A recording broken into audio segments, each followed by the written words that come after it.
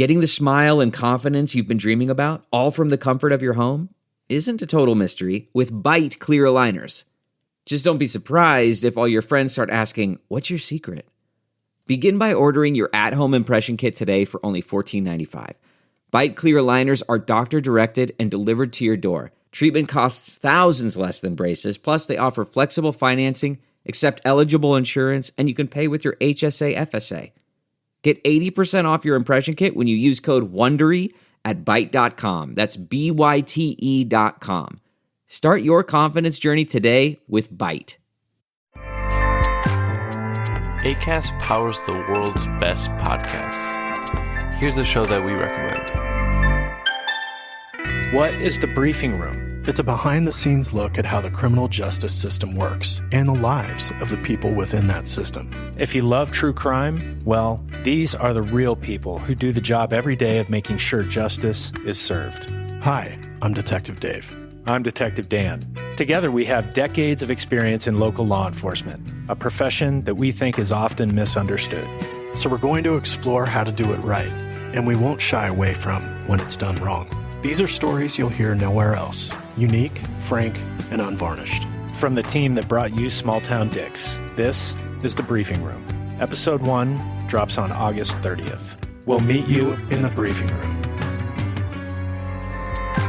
Acast helps creators launch, grow, and monetize their podcasts everywhere. Acast.com. Hey everyone, it's Terry. Before we get into this week's discussion, I just wanted to give you all a heads up. We are talking about Alice in Wonderland, and the topic of grooming and pedophilia do come up. It's a great conversation, but a sometimes heavy one, so we understand it if you need to skip this week's episode or just listen to the interview portion. Chandler does mention trigger warnings before we discuss it, and we will include the timestamps in the show notes. Please take care of yourselves out there, and thanks, as always, for your support.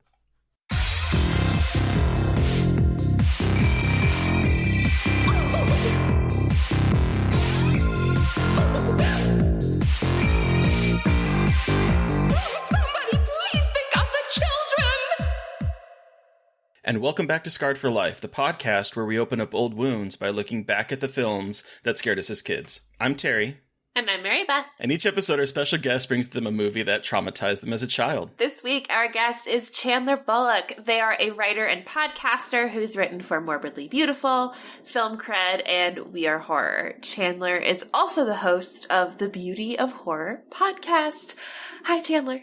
We're so excited. Hi. Super excited to be here. Thank you so much for having me. Of course. Yeah, welcome to the show. And like we typically do, I always like to take it back to the very beginning. How did you get introduced to horror? Okay, like a lot of people on your show, I was introduced to horror through a parent who was not paying as much attention as they probably should have.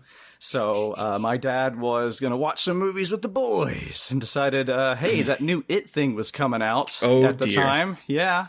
1990 when it aired, and I think I was about 3 years old, and that was one of the first proper like horror experiences I had, because he had me that day, and my mom's like, "What the hell? No, you can't show him that stupid movie." And they were separated already by then, so it's like one parent got me one weekend, the other parent got me the next, and so he got all the fun and joy of watching me respond to the movie. She got the fun and joy of all the nightmares that week. Wait, that's so funny, because it was the same thing with my parents. Like, my dad would show me, like, fucked up scary movies, and then I'd go home, and my mom would be like, cool, so, like, she can't sleep, she needs all the lights on in her room. Like, you don't have to deal with that. And, yeah, it was the same thing.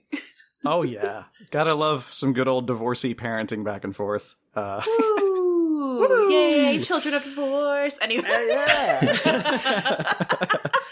Real bonding.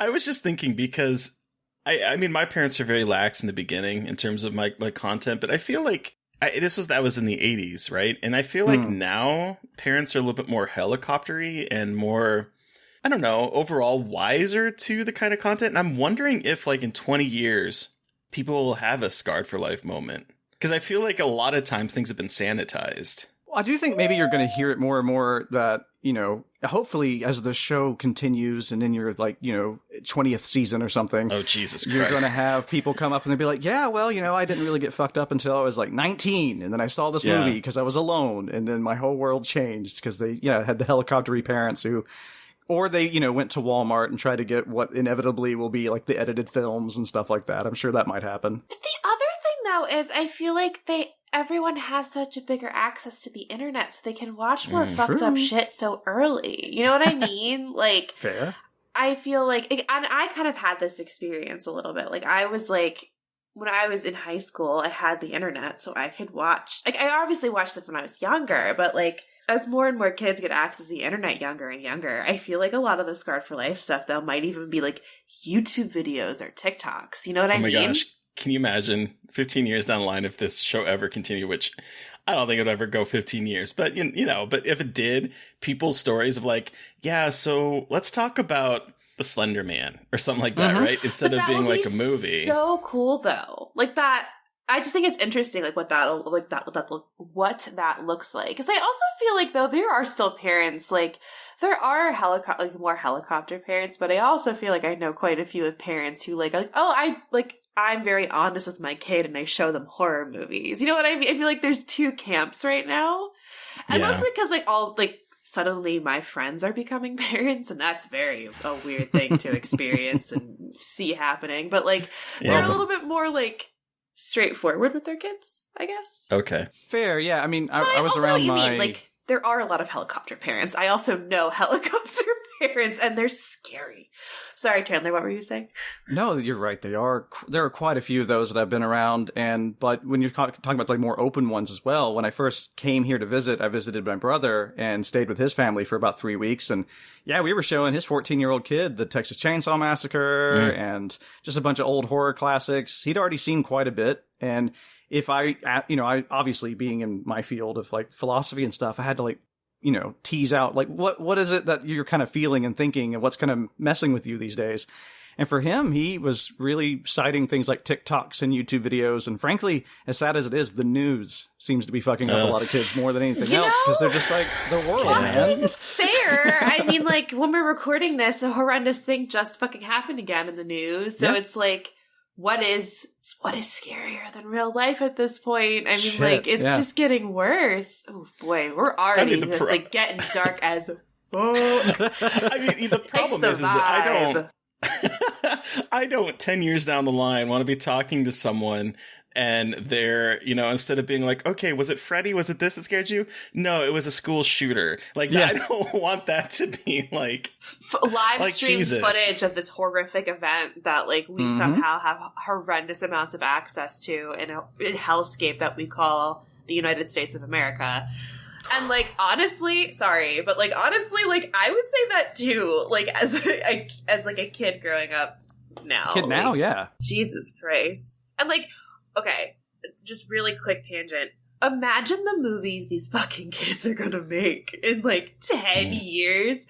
I am so sad this happened to them, but I think we're gonna get some fucked up shit in the next 10 to 15 years from these up and coming new generation of filmmakers. I'm so excited. It's gonna be so fucked up and terrible, but it'll be really interesting. Is that dark? Sorry. It could also be incredibly wholesome. You could just be a complete counterbalance and just get more stuff super happy, freaky style kind of slashers. Who knows? That would be awesome, though. True. Anyway, what was the first horror movie you ever saw? It was Stephen King's It was probably the first one I consciously saw. But I would say that my first horror experience that I can remember having would have been when I saw Jurassic Park in the cinema at the age of 7 years old. That was the first one. I was like, I'm good age. Yeah, that was an age. That was for sure. I was not ready for that movie at all. Yeah, I can imagine that. I feel like those Steven Spielberg movies, Jaws or Jurassic Park, are perfect for being a 7-year-old and just being getting this shit scared out of you because you're not prepared for it. No, and because you're also expecting something that's a little special interest as well, right? Jaws has aqua, life and sharks and beaches and stuff in it, and then you're like, it's that shark doing that shit. And then you have Jurassic Park, where that is not the dinosaur movie most of us kids signed up for. We're very happy to have had it, but woo! I mean, it's in our episode where we recorded for it. I said I went to that movie expecting to be bored out of my gourd, because it's we're going to a movie about a park with dinosaurs. that's what we're going to see, You and then just being like boring. Yeah. Oh, Terry. We talked about this. I totally forgot that we talked about that. That was like, I lived in another part. That was a whole other lifetime for me. It was honestly. a whole other lifetime. That was a whole other like Fair. phase of my life that I feel like I have blood. It's like pre-pandemic me. But I totally forgot about that. Oops. So got introduced to It got introduced to Jurassic Park. Were you a scaredy cat as a kid? Oh, the worst. Yeah. Yeah.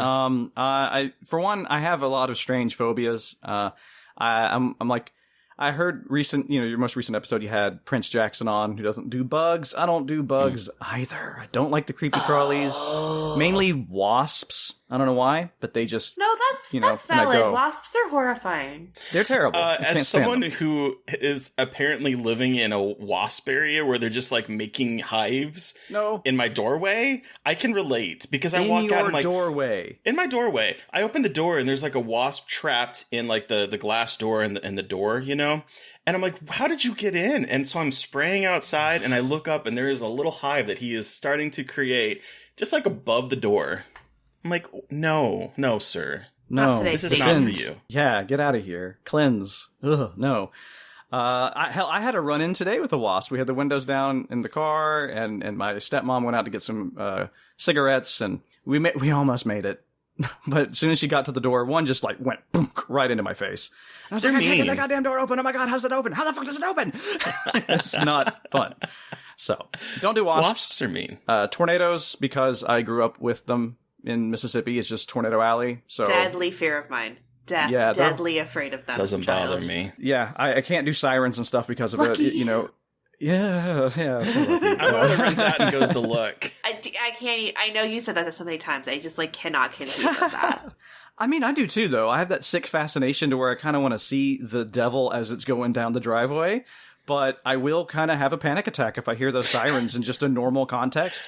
Oh, I just get annoyed. You get annoyed? I get annoyed. I mean, spoken like a true Midwesterner, but then also, Chandler, you grew up in Mississippi, so it's not like you had a pretty similar experience with them. Yeah. You also have a pretty similar experience. So. It's like twice a week, you know?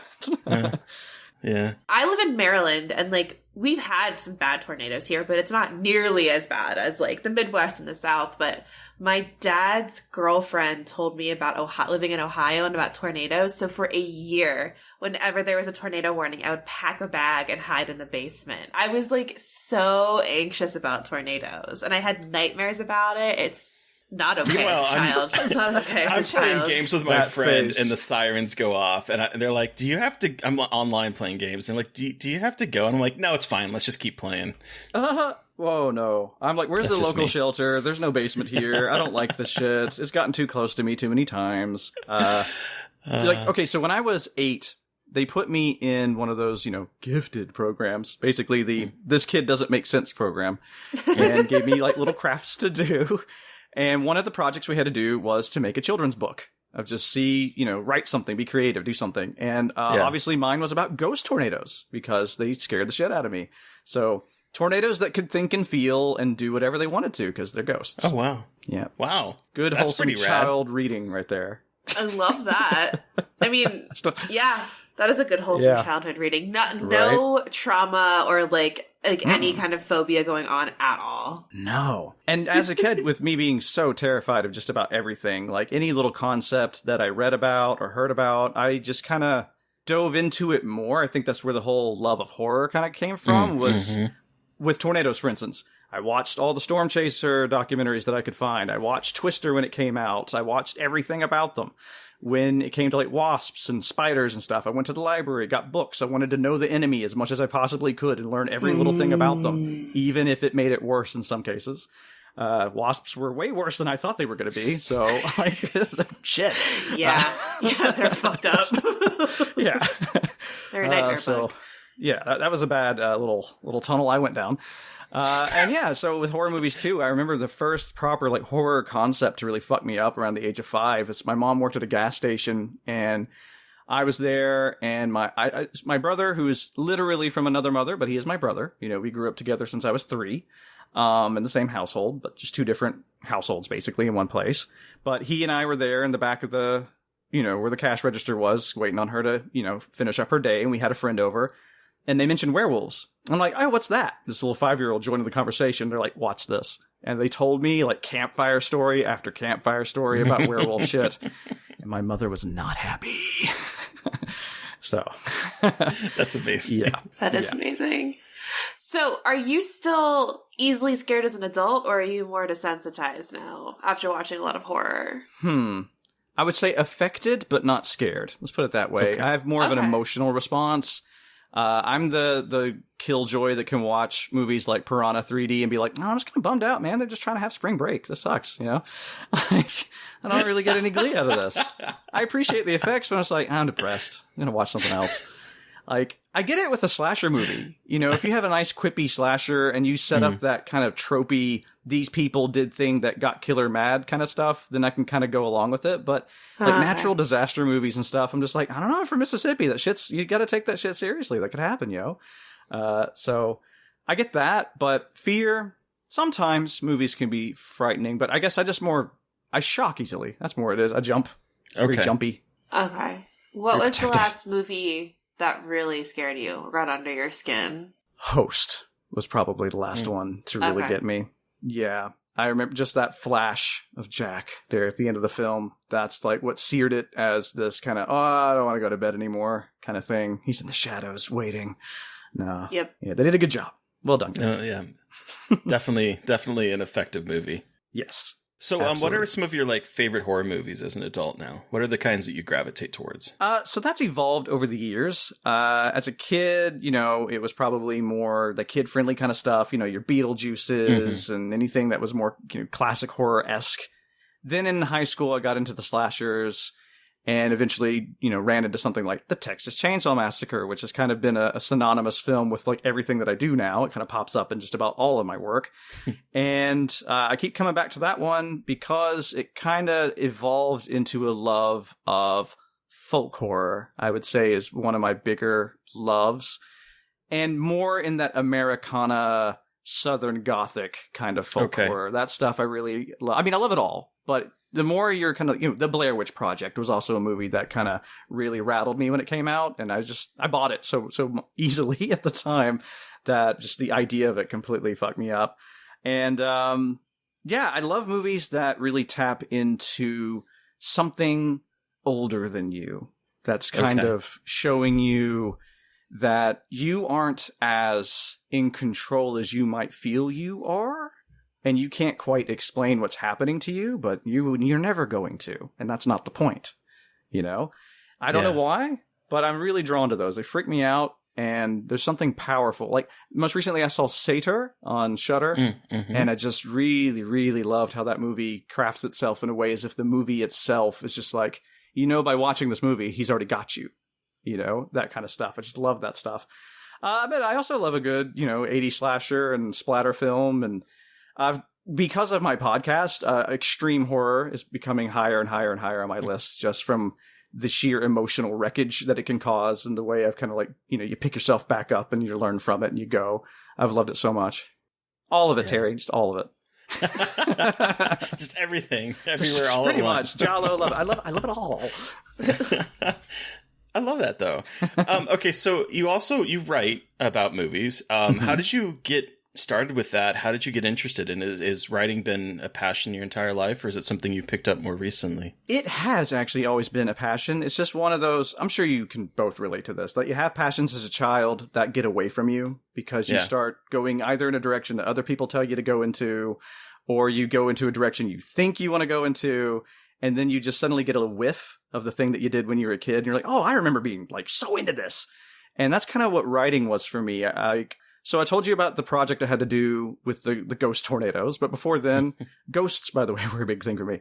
Before then, I had to do a short story for class, and I wrote about a ghost shark that was haunting a kid who had a tooth on his necklace, and he just kept seeing the shark in his dreams and stuff.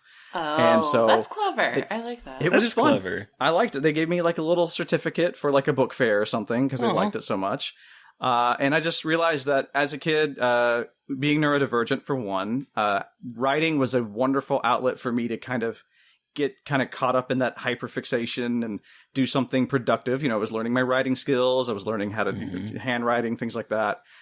I remember in high school, I also tried to write my own version of like a Jurassic Park style story of a velociraptor running rampant in the town and getting up in like old motels and stuff and freaking people out. So fiction was there. And then I just started reading a lot in maybe junior high classics, Poe, Irving, those sorts of people. Folklore, right. Told you it was there early on too. And then when I started to do more work academically, I just realized how much I enjoyed kind of picking all of this apart. And when I got into philosophy, that's when I realized how I did like film philosophy as not really as a minor itself, but just as a course next to all the other film work that I was doing. And I was doing American studies for my bachelor, actually, but I did film on the side. And when I got into the philosophy part of it, I just realized how much you could really apply that to your own thought process and analyze it and apply it with cultural theory. And it just became a thing that the passion kind of blew up again. Then it fell apart for quite a while, actually. I had a huge just emotional blockage and breakdown for about 5 years. Didn't want to touch academia. It was freaking me out. I was burnt out. Some things were said that left some scars. Didn't want to really come back to it. And it really wasn't until the pandemic that I decided I needed something to do. I had COVID, and I got on Twitter, just started talking to people and wanted to make friends again. And I was also having some troubles with friends in my, personal life, and just there's one of those like kind of crossroads moments in your life where you're kind of not really sure where you feel comfortable. Right. And I'd also stepped away from the horror scene online for quite a while because I was on Facebook and in multiple groups, and I don't know, I just didn't really care about the way it was talked about so much, so I just kind of drifted. So when I got back into it and started seeing people and seeing all these articles from like Bloody Disgusting and Dread and stuff, websites I hadn't visited in years up until that point, I was shocked to see it was more than just news, which is what I had last seen it as, just news and top 10 lists and things like that. So to see like really personal pieces coming up, I was like, well, I'll be damned. I have thoughts and feelings about this stuff too. This means a lot to me. And I decided to write a piece, and I forget which one it was. I think I pitched to Morbidly Beautiful first, just kind of on a whim, like, hey, I have an idea and I'd like to pitch it. It was a review. That was it. I just, on a whim, I was trying to do like YouTube stuff under my banner of Shockaholic. And I used that as kind of like press credentials to get to the Salem Horror Fest for their virtual edition. And I wrote a review for one of the movies, and I just had such a blast that, I love doing it. I don't ever have a lot of time to do the writing so much anymore, so I didn't get a lot out there. But what I have done, I've thoroughly enjoyed, and I'm so grateful for the opportunity that people have given me, because it's an old passion that I kind of lost track of, and I'm happy to have it back. Hell yeah. I love that. I love hearing that. Because I was the same way, where it's like, I started writing, did short stories, did all that, took a screenwriting course, did all of that, and then it sort of fell away from it. And to like rediscover that there are people that are talking intelligently about horror, and it's not just like bros talking about tits and ass and, that kind of shit. It's like there's actually thoughtful things going on. I was like, oh, yes, bring me back into this. So I can absolutely 100% relate to that. There's also that competitive side to it that I've had a lot with anybody that I knew that was academic or, intellectually talking about horror movies in any sort of way. They would just act like they were the ones who had the right idea. So, could you explain why I should believe your theory or any of that? It's like, well, for one, we're not theorizing the same way you might theorize the motivations behind something. It was theorizing in terms of what we were experiencing and maybe looking at cinematography or something and what that kind of says to us. But I don't know. It was just, there was a lot of just thin-skinned bickering in horror for me for a few years that I was like, what? Bye. And just kind of did something else for a while. Fair enough.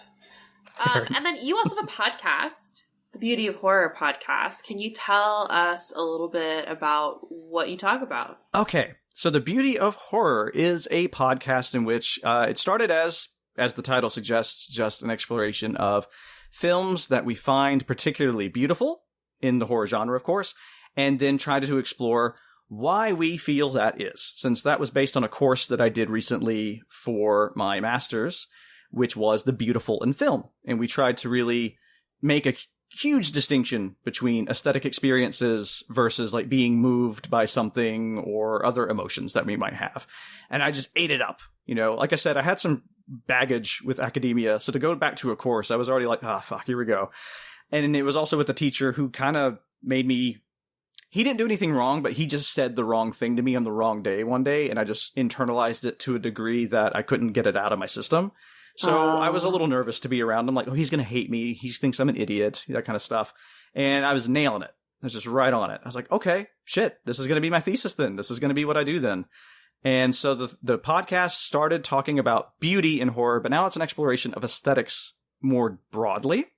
And so what I do is I bring a guest on. And Mary Beth, you've had your own spot there with talking about Phenomenon, which is a wonderful conversation. That was when it was. Sorry about bringing the bugs, because I. Oh yeah, I love it. It's very much a bug movie. Yes, it was very creepy. Thank you. But we talked about human soup, which was also delightful. We did talk about human soup. Yes, delicious. And so I love the challenge, right? Take a movie like Phenomenon and see where those moments of beauty are, and also talk about what is subjective experience versus the objective. So through you telling me your taste in the movie, and then me maybe not loving the bugs, can find what I find beautiful in it, and we will find a middle point. And I love doing that with people, is seeing where, you know, beauty as a philosophical concept has a more objective realm. We all know it when we feel it. And we all know that there are certain triggers out there that kind of seem to be more common. But then there's that subjective realm of your taste. What do you enjoy? And rather than, you know, like I said, bitching and arguing and being like, well, my taste is different, so I'm more superior. I wanted to kind of give more of an atmosphere of like, yo, that is awesome. And you're blowing my mind and you're changing my life. And now I want to watch this movie through your eyes, kind of a thing. So you could take a movie you might have hated, and suddenly it could be one of your favorites just because you appreciated somebody's take on that film. And then it went from there. Now we're talking about disgust at the moment, and it's been a challenge. I haven't studied that, so it was interesting to do a more practical application of just trying to feel out what does disgust, our responses of disgust say about us. And y'all, it's some pretty heavy shit. What's the hardest thing you've had to watch so far for that? Oh, easily Thanatomorphos was from 2012. That movie was oopy and gloopy and skin crawling and is that a sex your face. One? No, actually, no. I mean, there is definitely an allegory in there, but it is one about a woman who's just so depressed that she just starts decaying and doesn't really fucking care. Oh, that's right. It's pretty really bleak. Uplifting shit. Yeah, right? Yes. That's what I do. Now I want to watch it. Ha, ha, ha. Yeah, go for it. It was one of those movies that it was a difficult watch on the disgust factor just because they did a really good job with the effects. I'd say the second most difficult, just if we're talking like emotionally, was Titan. That one was a bit of a rough one for Titan. Oh, you said it like the way you're supposed to say it. Not Titan. Titan, like Titanium. Titan. Oh, really though, for that movie. Sorry, before we move on from Thanatomorphos, okay, the tagline kills me. Rotting never felt this good. Is the tagline. Love that. So. Anyway. I accidentally taglined while we were talking, and I was just like, well, another day, another decay. This is kind of how the movie kind of plays out. Because she's just kind of, and just puts a body part somewhere in a jar and just kind of keeps going. It's real gross. Oh, yeah. No. Sick. And with Titan, that's just more personal stuff that kind of got to me. It was just a very heavy conversation we had, and there's a great exploration of gender and identity on so many different levels, and it's a lot of stuff that I'm kind of going through, which we're probably going to talk about a bit today, actually. Okay. Gotcha. Well, let's talk about the film you brought today, Chandler. What movie are we discussing today? So, I don't know if this was an expected one at all for y'all to hear ever on this show, but it is 1951's Walt Disney's Alice in Wonderland. Hell yeah. So quick synopsis. Alice stumbles into the world of Wonderland. Will she get home? Not if the Queen of Hearts has her way. IMDb plot summaries are the best thing to ever happen to me. Oh, that was it. That was literally it. Love you, IMDb. That's all you get from IMDb. Love you. I do this on my show too, that we just use the IMDb one just to see if we feel that it had anything to do with what we just watched. Oh, it's the best. It's like almost never, they almost never make sense, but you're like, all right, well, I appreciate it for whatever this is. I mean, the details are usually correct, however few you usually get. Yeah, as is the case It's here. usually like skipping like the very tip of that iceberg. But all right, so let's go down into the rabbit hole. Why this movie? What about it is your scarred for life moment? Give us your horror story. Whew, okay. This is a complicated one, and I feel comfortable enough talking with y'all to have used this particular one, because this is probably, for me, one of the most kind of like guarded bits of media in a way. In some ways, everybody who knows me well knows I have a connection to Alice in Wonderland. I have a tattoo with Alice on. I have all kinds of memorabilia. I have an old book from 1916 of the original, Alice's Adventures in Wonderland. And so, like, I'm obsessed. But that obsession is both an enjoyable endeavor, but it's also a lot of processing and trauma kind of coming in through it. So I chose this one, because I wanted to give you the typical really fun, this movie scared me to the point that it still scares me now kind of movie. But you've covered all the ones that I could kind of tell you about and extensively. So I had to dig deep, and I chose this one just I was talking to my partner, and she's like, you gotta mention this one. I don't know when I first saw this. I probably saw it for, maybe when I was a year old, 2 years old. I don't know. But I do remember that we had this taped on an old VHS tape just off a TV. I don't know the context of when we had this thing recorded. We had a few of those clamshell, bought Disney things, but this was not one of them. I have never owned this movie until DVD. But it was one that I watched religiously, along with like Beetlejuice and a few other movies of its ilk. There are definitely all these movies that had like bright, vibrant colors, wacky scenarios, characters who were just kind of confused the whole way through. I loved those things. But this one always disturbed me deeply as a small child when I was watching it. And it was always something different. But, the mania in the eyes of the characters was a big one for me. But more, if you wanted more tangible, kind of what really, like a moment, I suppose, would have been the scene where Alice is stuck in the woods and she's just kind of had enough of that day. And then all the lovely little whimsical creatures that she's kind of been hoping to see show up, and they're all nightmarish. And it's not like they're doing anything wrong. They're soured by the entire experience of all the things that could speak and be around her. And for me, the way that this thing was drawn and framed and presented, it was so dark and weird, and I couldn't quite understand it. And I was so young the whole way through.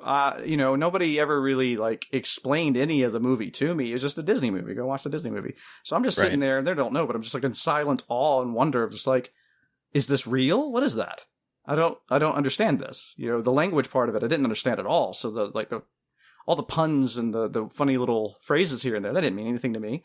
I just saw cackling, crazy characters, leery-eyed staring at this child while she's confused as hell for an hour and a half, and then she gets lost in the woods, and literally the path that she is on is swept up away from her under her own feet.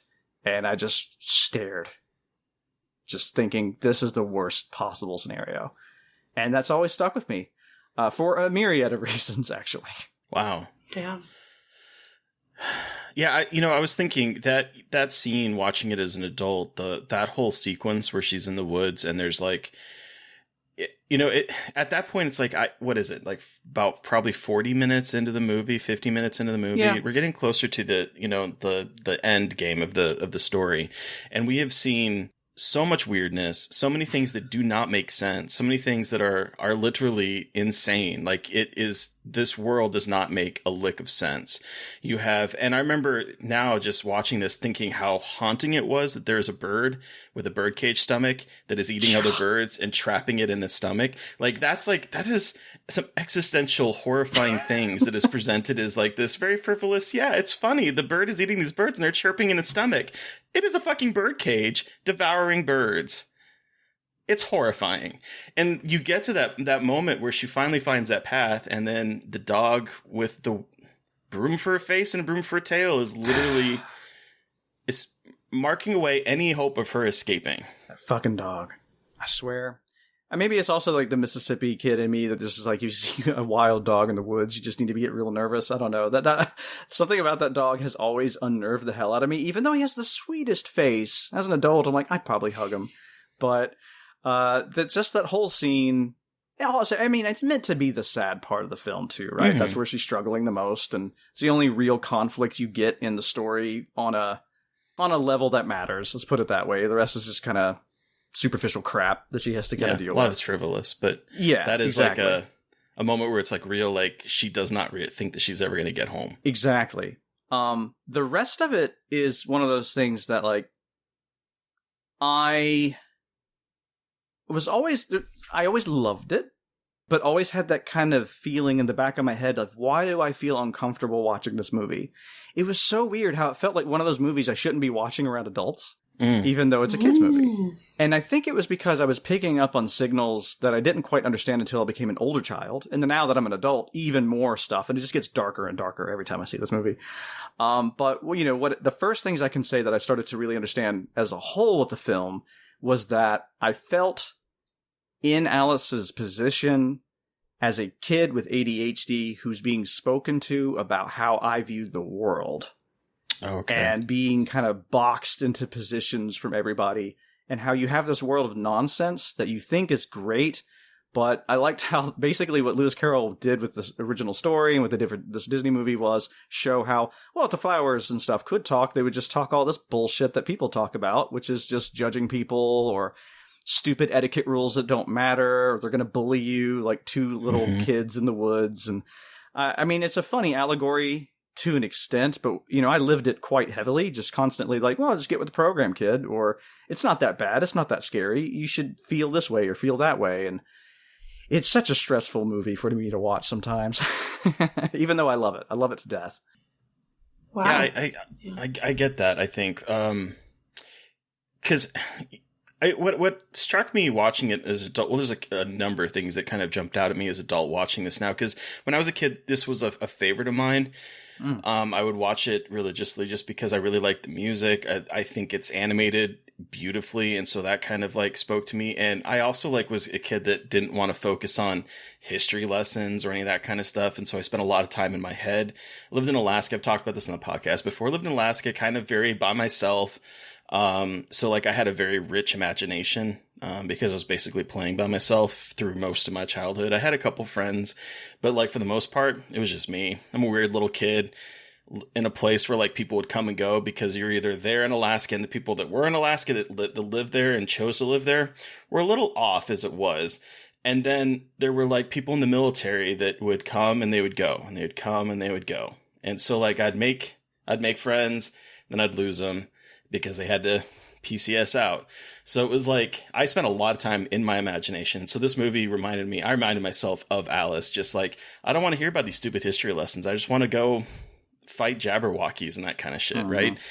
And so this movie like spoke to me a lot as a kid, but all of it way over my head. Like watching it as an adult now and seeing the way that like, I think this movie in particular kind of tackles politics. Yeah. In a very specific way of like showing that we're all just fucked in terms of a political situation, because it contrasts like the Queen of Hearts, who just wants to be pleased, and if she's not pleased, off with your head, and she has that ability, and everyone kind of like speaks her up and like cheers her on and just feeds that ego to the point where she is just a maniacal dictator. So you have that representing kind of like UK and like the monarchy, and then you also have the dodo bird who's dressed up as a founding father who looks like Benjamin Franklin or like what a founding father would, who is like, we got to do a caucus race, and he's standing up on this altar away from the water while the water's crashing on as all these people are just running around in circles, and like, this is how you're gonna get free, this is how you're gonna get dry. He's dry, but no one else is, because the waves are constantly running in and all they're doing is running around in circles. And it's obviously, you know, talking about caucusing, and it's talking about the political situation in the United States. And so you have like these, and then you have the walrus and the cat and the carpenter that is like, like all of these different systems are made to like make one person rich, famous, and happy, and the rest downtrodden and running around in circles, literally trying to get dry from waves crashing in constantly. And that's what I picked up on as an adult, that like as a kid I had no absolutely any idea about. Oh yeah, the more I learned about it too. I mean, at a younger age, trying to read the books and then learn more about why Carol wrote it, and even that's a very vague, complicated situation. But yeah, and we're gonna get on that because that's part of why this movie fucked me up as well. There's something in the back of that. But on the level of the political part of it, yeah, I mean, there's stuff that even in high school and in my studies, I still had a hard time kind of wrapping my head around until I was much older. And just watching it just now, right before this podcast, I was saying to my partner, pointing out like, okay, this is that, and this is this, and this is, do you know what a caucus race is? And kind of explaining it to her. And, so just to kind of make some of those jokes like hit really hard. And she's just about halfway through the movie just kept like, and just like tisking and shaking her head at some of these like political references and things. She's like, God damn, adults suck. I'm like, they do. We really do. Poor old Alice just kind of being like, oh, none of this shit makes any sense. And I'm trying really, really hard. And it's when she's trying that she's at her most confused, because when she's just la-di-da, all that sort of stuff, it kind of works out to an extent. But, you know, that's the whole point. In a child's eyes, an adult world doesn't make any sense at all, because it is a bunch of just egotistical bullshit that we have to navigate through and watch people just do nonsensical stuff. And it can look at the shit like today. It's clear as fucking day what sort of problems you have that could be fucking fixed. But we're just going to go in circles because, you know, etiquette and the way we want to talk and, you know, pockets getting full and capitalist bullshit. And like, that's... Meanwhile, we're drowning under waves as we're trying to get dry. And they're the waves of our own tears. Mm-hmm. That's also true too. Yes, absolutely. I didn't even think about that. That is literally the waves created by her tears. Mm-hmm. Yep. Yeah.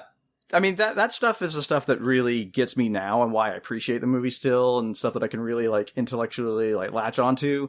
But there's some sinister shit with the whole concept of this story that kind of gets to me.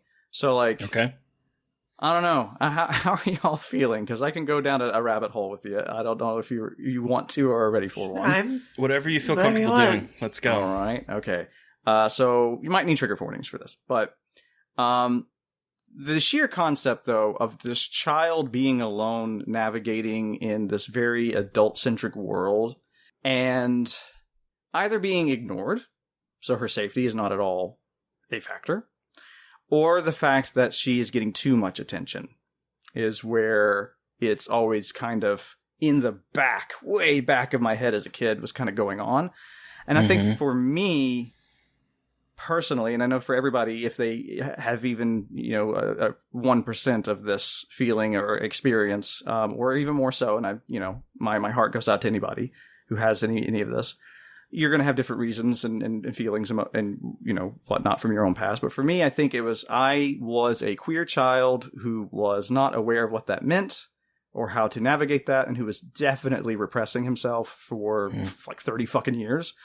And I'll tell you what, men love to prey upon small queer boys. Now, I've been very blessed to have not had any sensitive areas be in the vicinity of people that it should not be, but I have definitely been very damn aware of people being too close, people touching inappropriate places, and definitely the way somebody can talk to you when they're trying to coax you into being their friend. You know, things like that. And that, I think, has always been in this fucking movie. And you know, Mary Beth, you made that very astute when we were talking about Lewis Carroll's, you know, motivations with writing the book. That's one of the complications, right? Is he was very clearly a leery dude who had no business kind of studying a young girl to that degree that he could write this book. And that's got that muddy reputation and history of us not even really knowing, is this meant to be a commentary or is this meant to be somebody's memoir? We don't really know. But that kind of predatory nature to it all has always been in my soul, basically, watching this movie, because that was shit that I could really relate to, is the way these characters talk to her. And the Tweedledee and Tweedledum scene, that's a very good scene to kind of point out. Now, they are children. They are depicted as children, and I think that's a very clearly safe thing that was done for the story to make that work.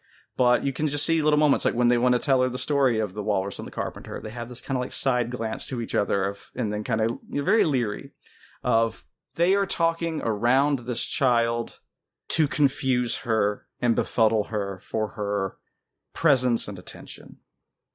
And that happened to me a lot as a kid. A lot. The amount of times my mom snatched my arm up and was like, get the fuck away from this person. Who are you? Why are you talking to my child? And I didn't understand. I was just like, I'm being nice. You know, I was just a nice kid who wanted to talk to people. I could have been in some pretty fucked up situations because I was so nice. And my mom tried to teach me very strongly, like, you need not be so nice to people. So sorry to go there at all, but I just think that is, and I'm trying to like gloss over it because I don't want to, you know, personally stew into it too long, but I don't mind if we unpack it a bit. That aspect of this has been profoundly like impactful on me to the point of obsession. The imagery of it has stayed with me. A lot of my tastes and desires and all kinds of things. Also at the same time, you had like the fetishization of Alice in Wonderland kind of popping up around the time I saw this movie.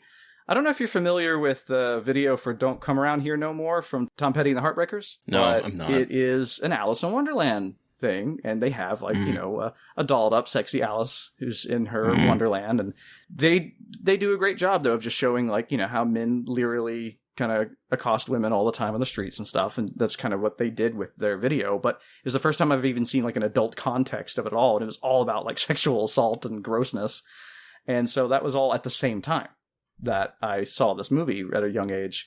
And so then those two feelings start kind of like just colliding in a weird way that I just got really kind of gross and uncomfortable watching it, but I couldn't look away.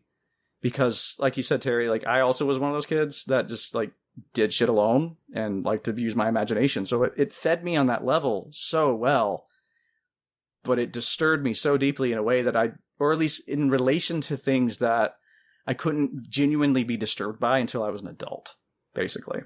Yeah. Yeah. So, you know, the sexuality and the kind of implications of pedophilia surrounding Lewis Carroll, it's such a weird thing to go down. Because I went down a couple rabbit holes while I was doing my research about this movie, and like there seems to be Wait, really quick.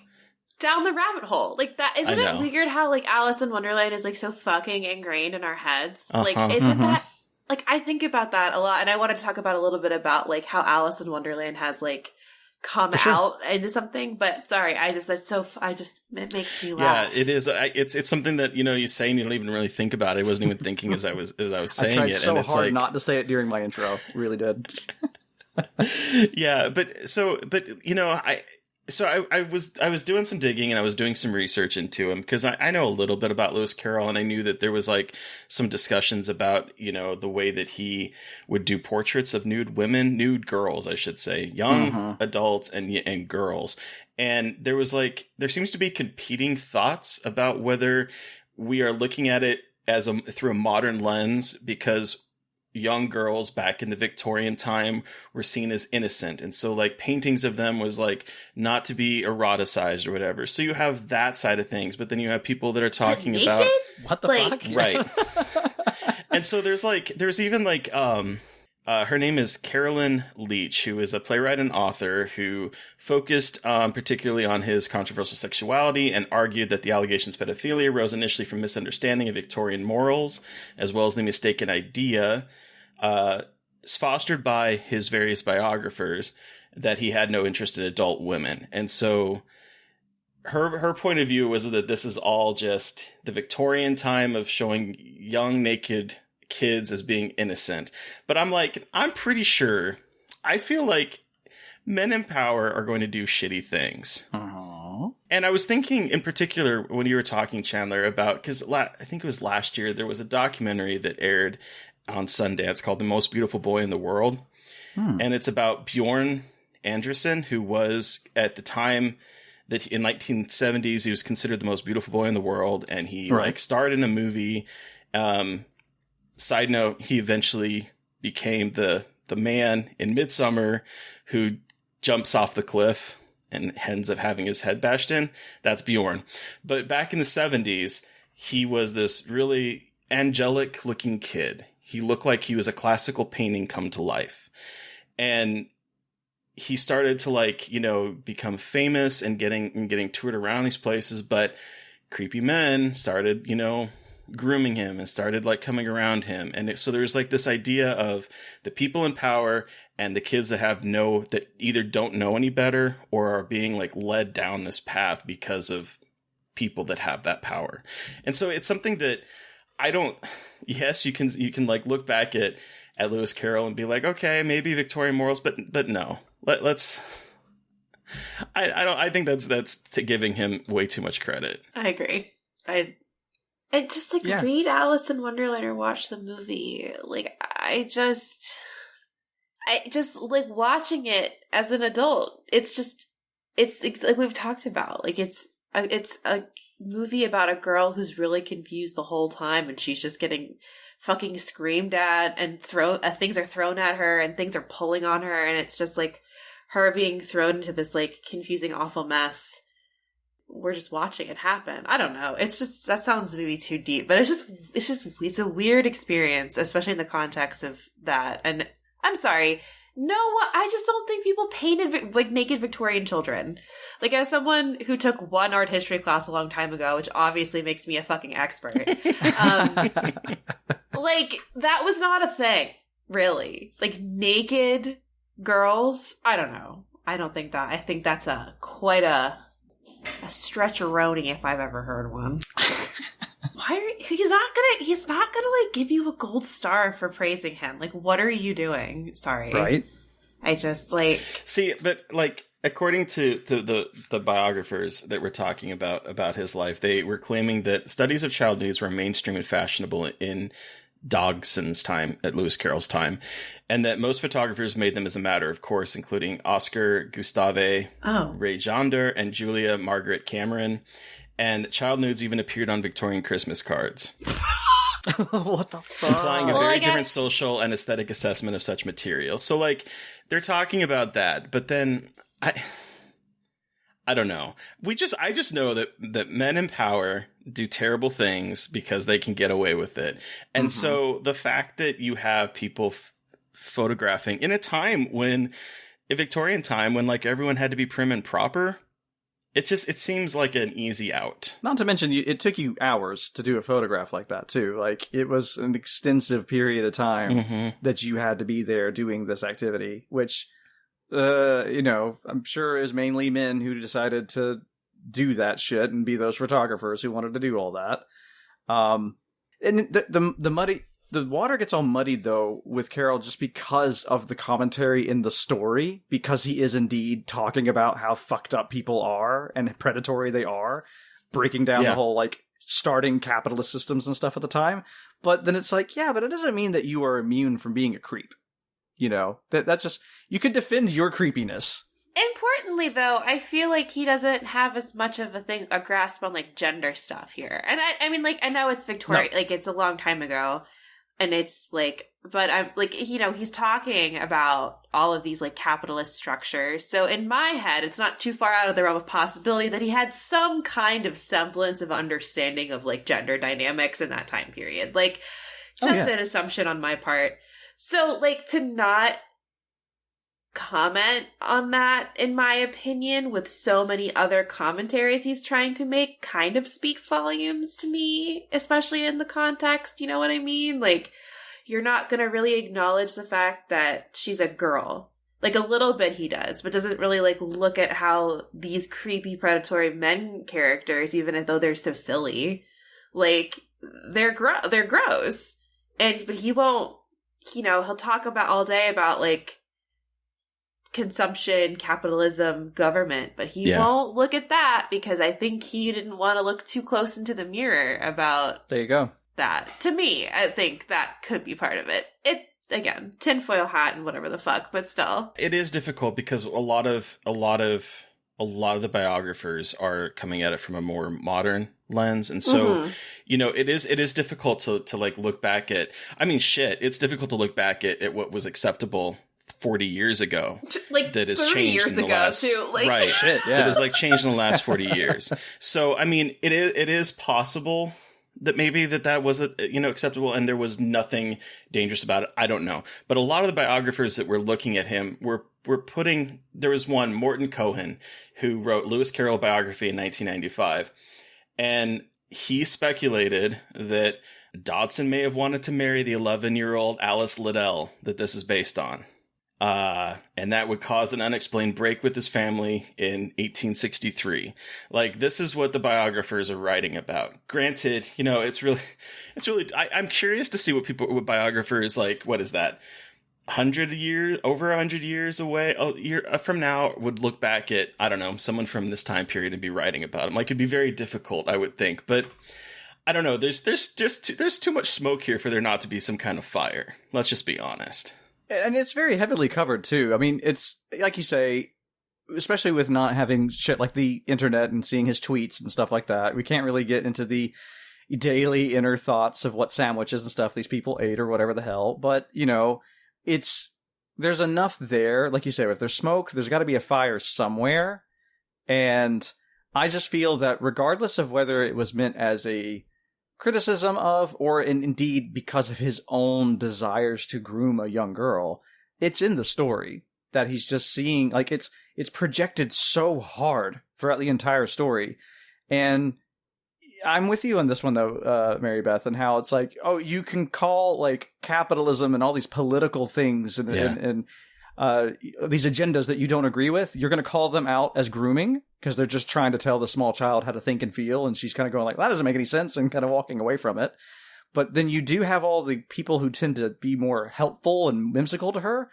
Those are the ones who have that kind of creepo vibe to them that are just like, you are talking to a small child. Where is this moment of being like, hey, are you lost? What's going on? Or do you have parents? Or none of this. They're just kind of treating her on the same level as any other adult and letting her be confused and kind of grinning ear to ear. And there's some glee in her confusion throughout this entire story because it's kind of cute to experience it, that's kind of gross. Well, and I also think that because something I noticed this rewatch was that Alice is the same size as everybody. Like, she's a little girl, but she's the same size as some of the flowers. She's smaller than the flowers. She's around the same size, I think, as the Mad Hatter and the White Rabbit, Tweedledum and Tweedledee.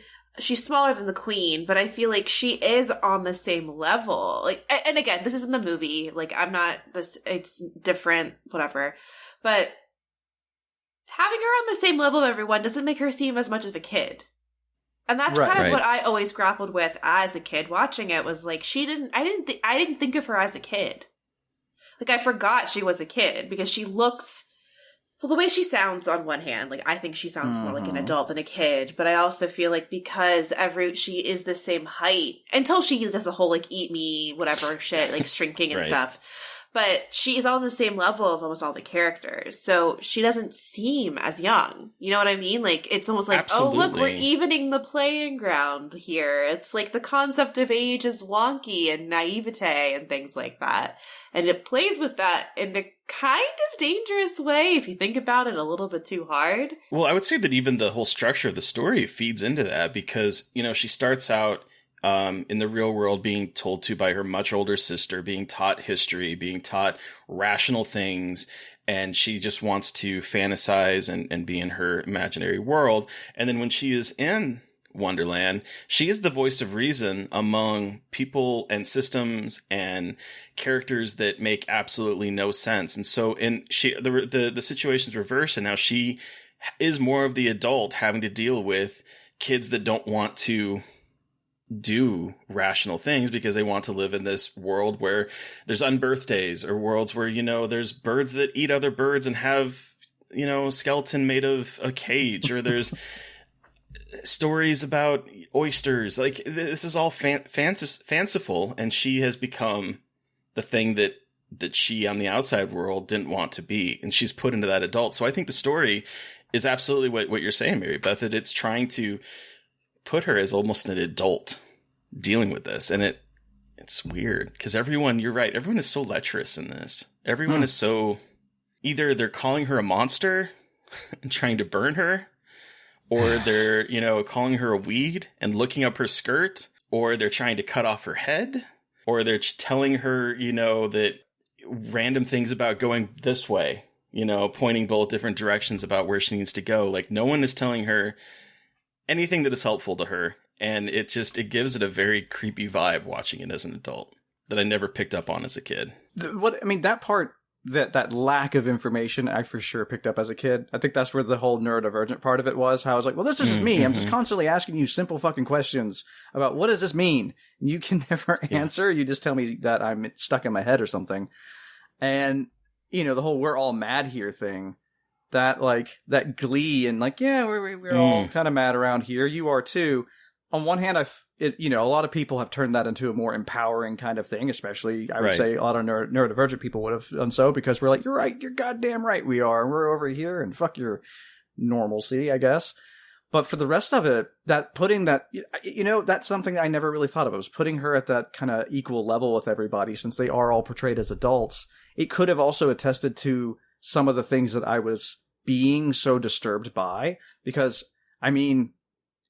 I've had it before. I'm sure I don't know if y'all have had it before, but I'm sure maybe you have. Have you ever heard it before? Somebody say, you're very mature for your age. Oh. God, constantly. My entire childhood. Exactly. And those are the fucking people that reminded me of the people in this movie. Yeah. A lot of people in the typical places too. I've had assistants to the youth pastors and stuff when they're going to drive you home. And you're really mature for your age. You're really intellectual. I love hearing you talk.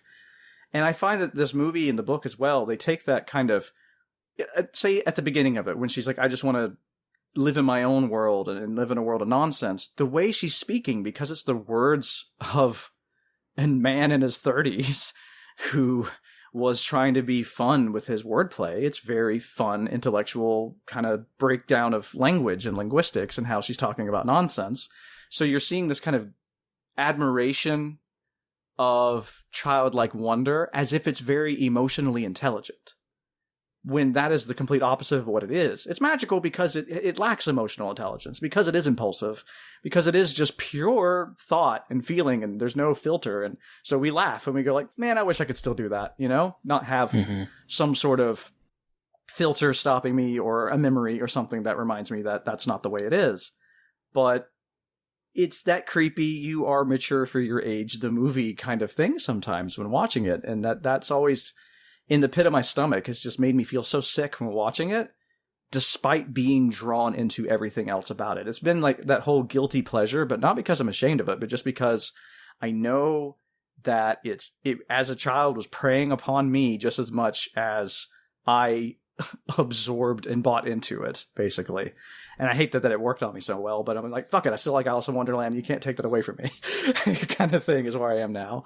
Well, I also do think that there is some, particularly for 1950s, some feminist undertones in this, because it's she gets out into the world, and let's be honest, yes, this is a Wonderland, this is a make-believe, but she is now stepping out into a world that does not make sense, where where everything is made to keep her down, and everything's made to destroy her. Like I said, you have the idea where she becomes, she's following the instructions. She's drink me. She does, and it does something. Eat me. She does, and it does something.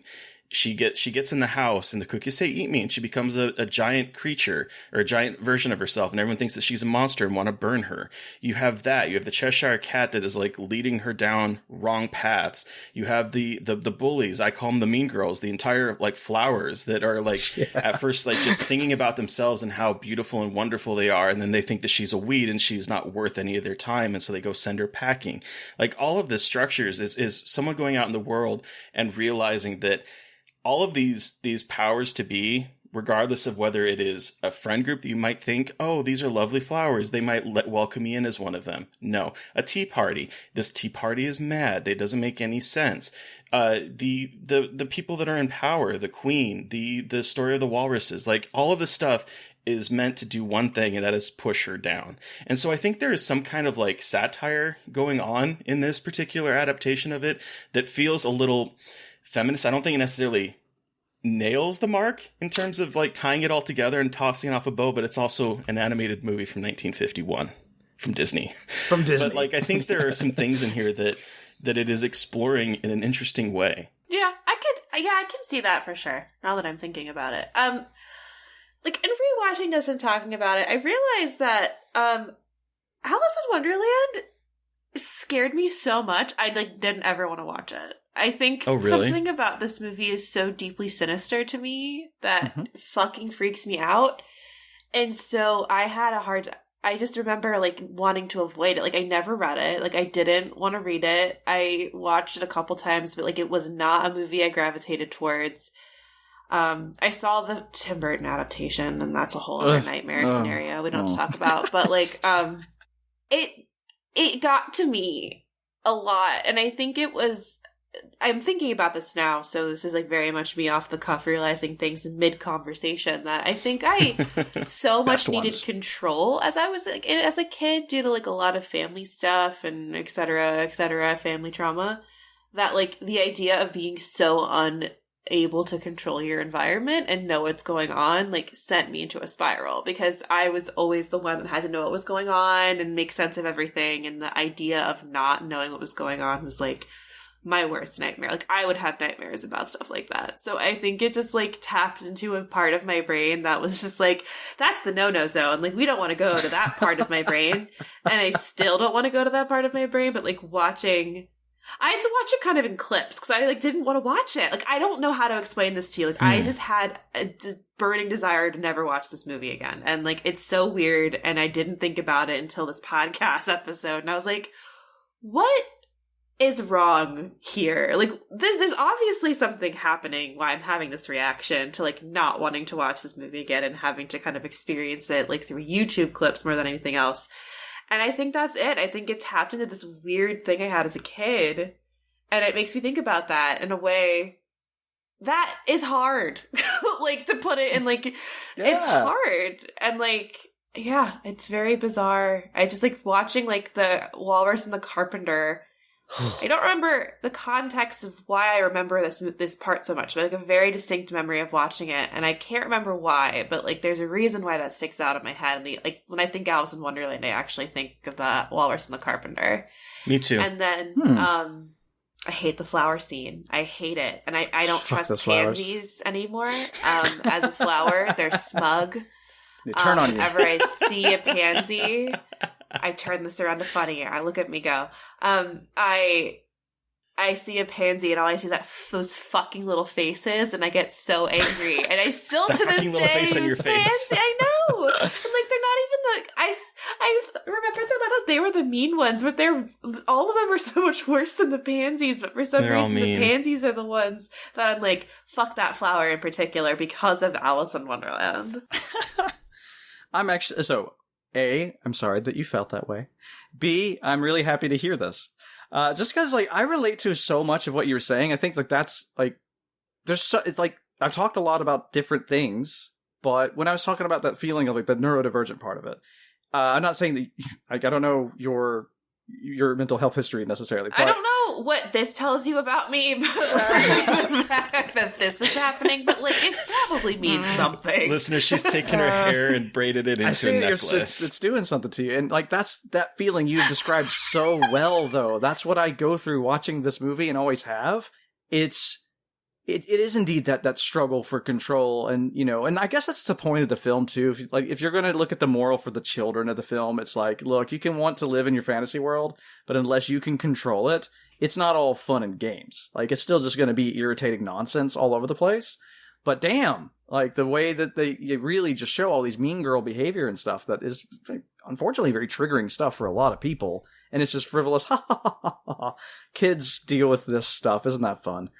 It's I just being I don't know. Being a kid is a nightmare, a waking nightmare. For a lot of kids like us, it was totally terrible experience. Also, I think another thing to get into a little bit of my bread and butter, if you will, bread and butterflies. I remember aesthetics. This movie came out in 1951, and there's the prototype for Giallo at the very beginning of the film when she's going down the rabbit hole. That's one of the darkest, most eerie, sinister kind of moments for me, because it's not fun and games. It's weird in the wrong way, and then I'm looking at the color palette, and I'm like, this movie has shaped me too much. There's just too much. I love all these colors. I love all these weird fucking shapes. Anything off kilter and tilted, I'm really into it, and it freaks me out at the same time.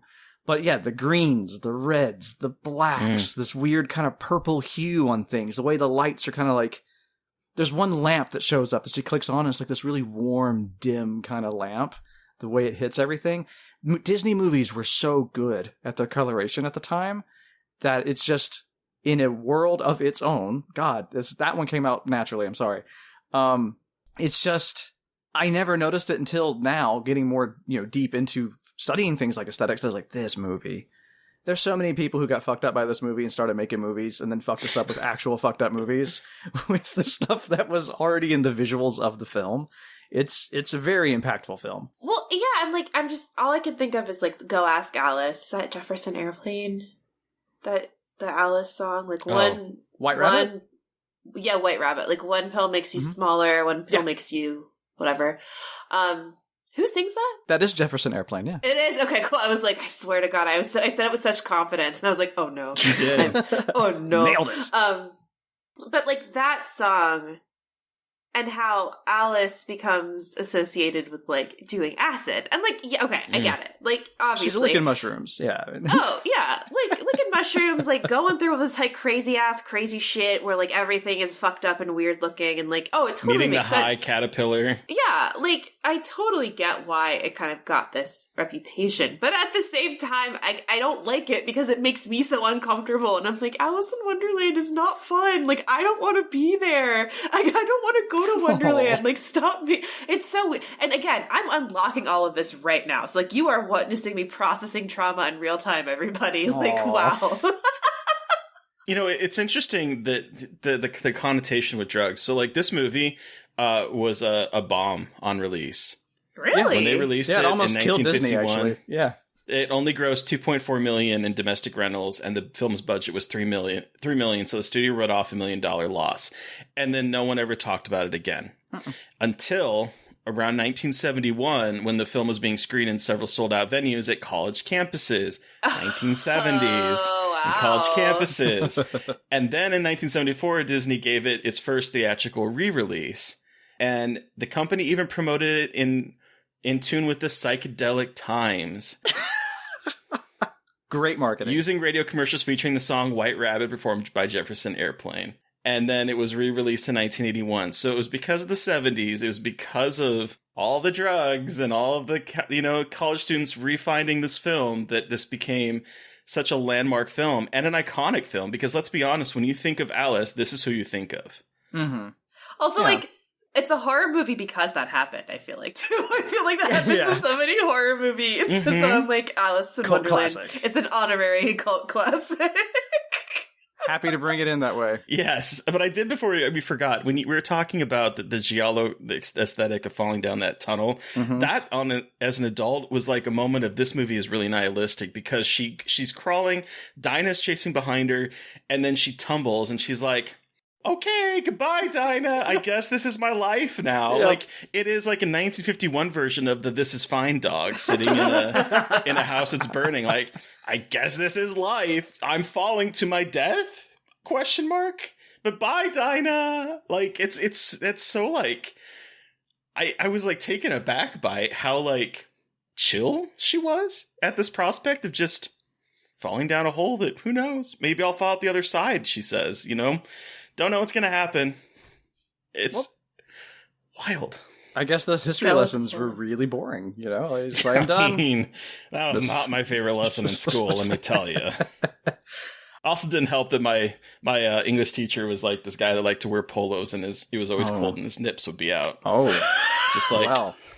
That's a comforting sight for sure. And that's what I call core memory. Being taught American history by the professor with the too tight polo shirt with nips that obviously are very affected by the temperature. Wonderful. It's very sensitive man. Yeah. Very. And, I think that a lot of what we're saying as well, the honorary horror status of it, I mean, that's also, I'm trying to talk through this image being seared into my head, because, what color was the shirt? I need to know.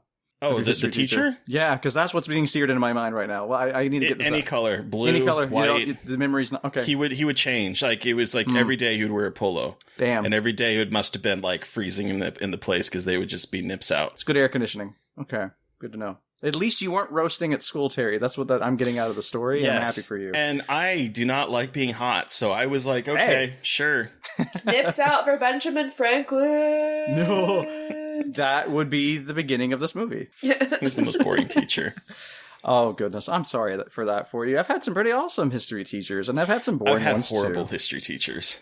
They can be a bit much. So all the cool ones out there, shout out to you. We're really happy that you're making people care. The ones that take history beyond memorizing a specific date that something happened and actually contextualize it to why this is important to learn. You're the real heroes. Yes, please. If on for the teachers who after Columbus Day tell you a little bit about why that's a fucked up holiday, you should get a raise. So, yes, excellent. Also, speaking of how iconic this movie is, though, as I was watching her eventually float down on her dress, I kept thinking, Barb and Star and their culottes. Oh my god, the culottes. I kept thinking, is Florida the Wonderland of America? I mean, we know it's the penis of America, but is it the Wonderland of America? I think so. I think it might be. Does have unexplainable a place creatures. That doesn't make sense. Yes. On that incredible note, do we want to give this a rating out of 5? Is there anything else we want to talk about, or are we good to just go from culottes right into our sick, nasty rating out of 5? Well, the only one thing, if we have a little time, I don't know if you're in a rush or anything. It's on the side. No, cool. Well, it's just the exploration quickly about it as a horror tale, because I love that you mentioned that it's like an honorary horror story. But, I mean, this story has a track record of being adapted for horror. I myself actually directed a play of this, just straight up dark, horrible stuff. And you have your video games like American McGee's Alice and stuff. American McGee's Alice. Yeah. He's another problematic man. Yeah, I know.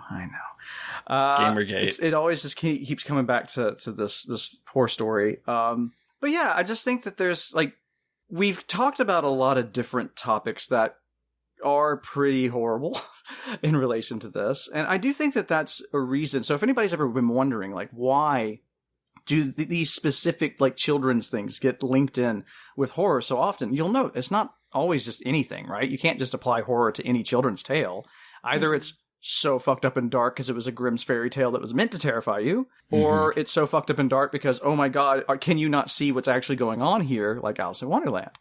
And you have the nonsensical part of it too. I think a lot of us, like Mary Beth and I think definitely connected on the, I need some sort of structure and, control, please. This is uncomfortable kind of element to it. It's just an interesting way to explore horror. And I think that I don't know. I just kind of wanted to bring that up, just how I think that not just an honorary horror, kind of like a proto horror story in a sense, but absolutely. I think it's, okay. Now this is me thinking in the moment. I feel, bold statement, I feel that Alice in Wonderland is one of the first stories in a popular culture kind of way, even from back in the time to now, that it was one of the cultural horror tales. So it's, it's us, the fans, who have converted it into the horror that's there inside of it and have taken that and started making horror movies that start to resemble it to really show what we see. Because that's exactly what I did with my adaptation. I kicked up this predatory aspect to it, and I also kicked up the aspect of Alice being a sort of antagonist from the perspective of the people of Wonderland, of this girl just walking around irritating them and kind of trying to stop them from doing things that make them comfortable. I just, in the moment, kind of thought about that I think it's the people's horror story to a certain extent. Well, it makes sense because, as you said, a lot of times when people adapt Alice or, are talking about it, they focus on the mental health aspect. They focus on the madness aspect. They focus on the horror aspect, the gothic aspect, even though it's not really a gothic movie. Like American McGee's Alice reinvents it as a gothic horror. Every time someone is adapting this, they sort of lean into the maybe unspoken horror or the subtle nuanced bits of horror that are in it, because I think it is a horrifying movie. You have the story about these poor baby oysters getting devoured by a walrus. That's horrifying. And that affected me more as an adult than it did as a kid. I was like, Jesus Christ. They're just like the Pied Piper leading them out from their mother. and then devouring them. Ugh. It was horrifying. Trust no one. Trust no one. That is what this movie says. Trust no one. Before we do get to the ratings, though, Chandler, watching this as an adult, is this still a scarred for life moment for you? Yeah, actually, just because like a lot of the things. So I've been keeping it pretty cool here. I didn't want to get too dour on the podcast, but a lot of the things that I mentioned about the memories and stuff that I've been having, like I had in the moment that I said, sure, I want to talk about this movie. That I just kind of opened up and just like, why? I just for once asked myself, why do you feel this way when you watch this movie? And a lot of shit kind of came up, and then got really angry watching it, and then of course laughed a lot about the political stuff, and like I've had too much of a long-term relationship with it to not harbor a lot of love for it, because it's really been so important for me exploring my creative endeavors and processing some of these things. But no, it still hits totally. Yeah. Oh, well, let's give this our rating out of 5. Terry, how many unbirthdays out of 5 do you give Alice in Wonderland? You know, as a kid, that was my favorite scene in the movie. Just like, happy birthday to you. To me? I loved the character, the Mad Hatter. I thought he was so silly. I loved the March Hare. I loved the Dormouse. The sleepy Dormouse that they have to rub jam on his nose to like settle him down. Like, I loved that as a kid. Now I find it really disturbing in different ways. But I think this movie is beautifully animated. I think I was absolutely gobsmacked about how good this movie looked. I really was. This movie looks phenomenal. And considering that it was from 1951 and they're doing some really cool animation things, I love the kind of card montage where they are doing their dance and they're like folding in on each other and just creating different designs. I was like, this takes a lot of effort. This is art. This is like, it's gorgeous. I don't know. As an adult, I found it a little boring in spots. I'm not gonna lie. Oh yeah. Like there were like scenes that I really enjoyed, but like as a whole movie, I was like, oh wow, okay, there's still 40 more minutes of this. Like the nonsense got to be too much for me because it just was a little too much. So I have a weird feeling to this movie, but it has lasting iconic value. I think it is a horror movie. It's absolutely beautiful to look at. I mean, I don't know. Four unbirthdays, I think, for me, just because of the importance of this film, I think, to popular culture and how beautiful it looked. What about you, Mary Beth? It's hard. I don't know, because I obviously like didn't want to experience it ever again.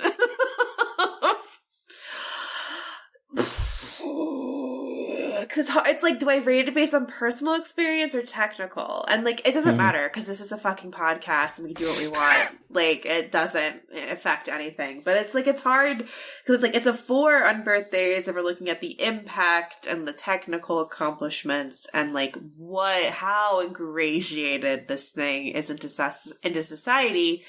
And how beautiful it is. And then it's like a 2 in terms of its emotional impact, in terms of it like took me by the throat and said, look at your insecurities and fears. And then, which it should be a 5, I guess, for that effectiveness. But at the same time, I was like, no, never again. So I don't know, 3. Let's split the difference and give it 3. There we go. The average. But Chandler, you have the final word. How many unbirthdays out of 5 do you give this movie? Before I jump into that, I just want to say how wonderful knowing the movies you watch, Mary Beth, is just fills my heart with so much joy to know that this Disney movie has topped so many of these horror movies, and how it's so effective. I can't even give it a high score. My stupid ass be watching fucked up shit and like nihilistic terrible things and loving fucking it. Disney. And Alice in Wonderland, I'm like, absolutely too real. not. Yeah. Like, that's too real. Too real. Yeah. So on that note as well, because I'm also a glutton for punishments when it comes to my cinema, and just like thinking, I guess, a little too much. That kid never stopped thinking. For me, talking about, let's merge the two of the things that both of you were talking about. I'm going to put it at a 4.5. Okay. And the only reason that it's not going to get the 5 for me is because I do agree with you, Terry, that everything from Queen of Hearts on, I even this time, I was just on my phone thinking, doing other things, because I feel like that's where the movie meanders to a point where it's like, I get your point, your satire is clear, it's not very interesting. Whereas everything else is just so fascinatingly just bizarre and disturbing and emotionally there. You know, it's a very aesthetically attacked kind of experience, whereas after that, it's really just listen to somebody complain for about 15 to 20 minutes. And yeah, so it's 4.5 on birthdays because it is very special to me. That makes sense. Well, thank you so much, Chandler, for joining us to talk about Alice in Wonderland and sharing your story. We really appreciate that. So where can our listeners find you, and what do you have coming up that you can share with your podcast and writing? Oh, well, thank you so much for having me. I've just been such a fan of the show, such a fan of both of you. I love just like even being able to talk to you on Twitter is awesome. I want to put that out there. And where could you find me? So you can find me on Twitter mostly, and that's @_Shockaholic. And you can also follow the podcast, which is @BeautyHorrorPod.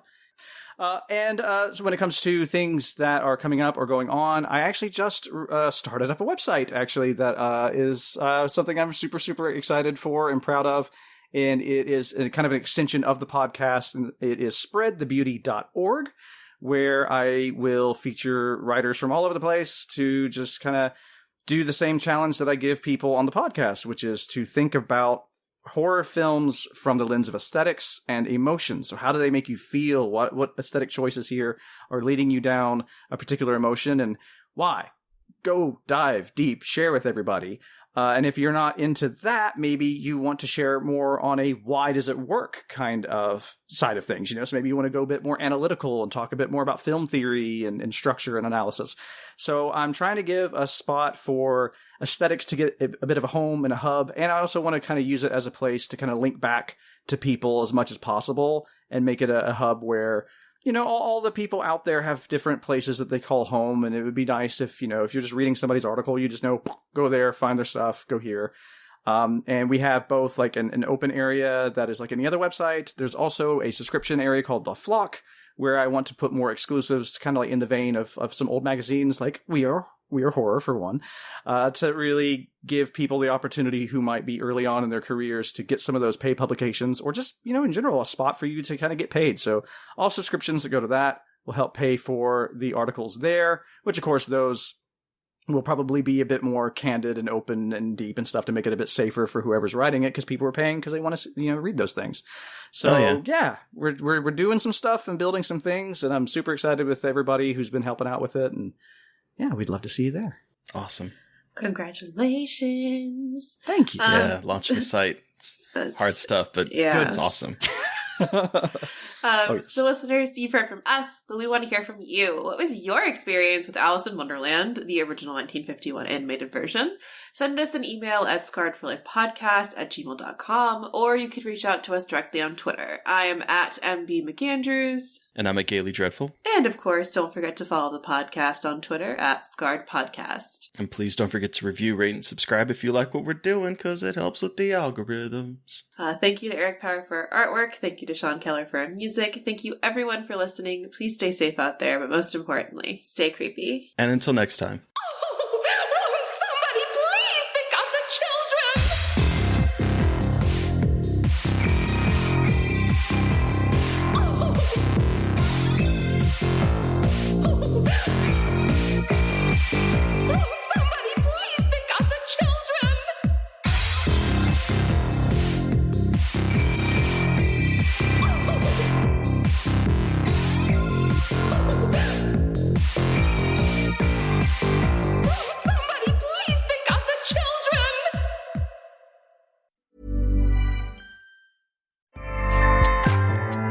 Acast powers the world's best podcasts. Here's a show that we recommend. What is The Briefing Room? It's a behind-the-scenes look at how the criminal justice system works and the lives of the people within that system. If you love true crime, well, these are the real people who do the job every day of making sure justice is served. Hi, I'm Detective Dave. I'm Detective Dan. Together, we have decades of experience in local law enforcement, a profession that we think is often misunderstood. So we're going to explore how to do it right, and we won't shy away from when it's done wrong. These are stories you'll hear nowhere else. Unique, frank, and unvarnished. From the team that brought you Small Town Dicks, this is The Briefing Room. Episode 1 drops on August 30th. We'll meet you in the briefing room. Acast helps creators launch, grow, and monetize their podcasts everywhere. Acast.com.